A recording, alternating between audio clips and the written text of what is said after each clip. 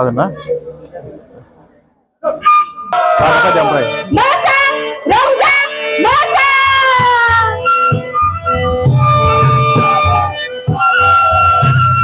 बैसागो बोथोरा गामि गामि दायो गोसारखांदों आरो सेंग्रा सिख्लानि गोसोफोरा दायो बेबायदिनो रंजानानै दिनै बोराय बेन्थ सेंग्रा सिख्लाफोरा गावनि हारिमुखौ दिनै मुलुग दरबाराव दिन्थिफुंनो थाखाय नाजादों गामि गामि बे समाव सेंग्रा सिख्लाफ्रा बेबायदिनो माखासे हारिमु बिलिफां बादायनि थाखाय बा बैसागोखौ जेरै गेवलां फोथारनिफ्राय लाबोनानै जौसांसिम दिनै लाबोनायनि जे हाबाफारि बेयो सोलिगासिनो दङ बे समाव केमेरामेन लोगो बिथांखौ बिदिनो खावलायदों जोंनि जे बर'नि आंगो बैसागो बोथोरखौ बरायनो थाखाय जेरैबायदि सेंग्रा सिख्लाफोरा गामिनि सेंग्रा सिख्लाफोरा बोराय बेन्थ'फ्रा ज' ओंखारनानै बायदिसिना मिथिंगानि गाबनि आबिरजों गाननाय जोमनाय खोब समायनाय दिनै बरायफैदों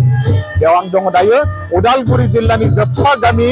फथला आरो बे फथलायावनो बिथांमोननि जे क्लाब दङ बिथांमोना फुंजा 22 बोसोरारि रंजालि बैसागो फोरबो फालिदों आरो बे बैसागो फालिनायावनो दिनै बाक्सा जिल्लानिफ्राय बे थाइगिर औबारि खेराइ हारिमु हान्जायाबो बेहाय बाहागो लाफैदों जोबोद बाख्नायथावना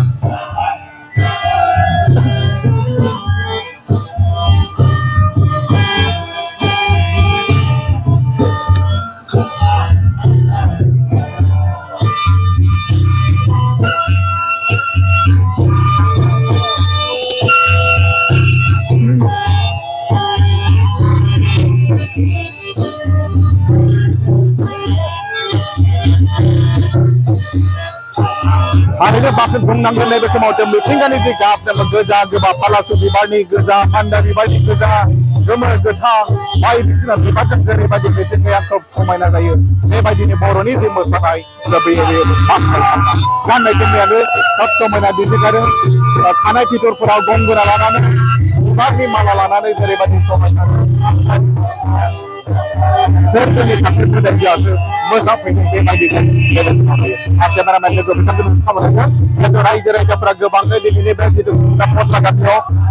खुंनाय जे बैसागो बोथोर बे बैसागो बोथोराव जिथु फालिनाय बेखौ नायनो थाखाय जोब फैनानै बाहागो लाफैदों सेंग्रा सिख्लाफोरा दिनै उन्दैनि जोलैफोरा फैनानै बायदिसिना हाबाफारि लादोंमोन आरो बे हाबाफारिखौ लानानै बादायनाय लादोंमोन आरो बे बादायनाय लानानै गोबां गामिनिफ्रा बेदिनो मोजाङै गाननाय जोमनायफोरखौबो नुदों बेहाय गोमो गोथां गोजा गाननानै दिनै बाहागो लाफैदों बे जोंनि थाखाय जोबोद बेबायदिनो दिनै बैसागो बोथोरा गामि गामि गोसारगासिनो दं जोंनि गोरबोआव हाबना थानांगोन अब्लासो जोंनि जे हारिमु बे हारिमुवा थांनानै थागोन एन्ड जानानै आं बयखौबो बरायदों प्रफुल्ल कुमार बेरगावनिफ्राय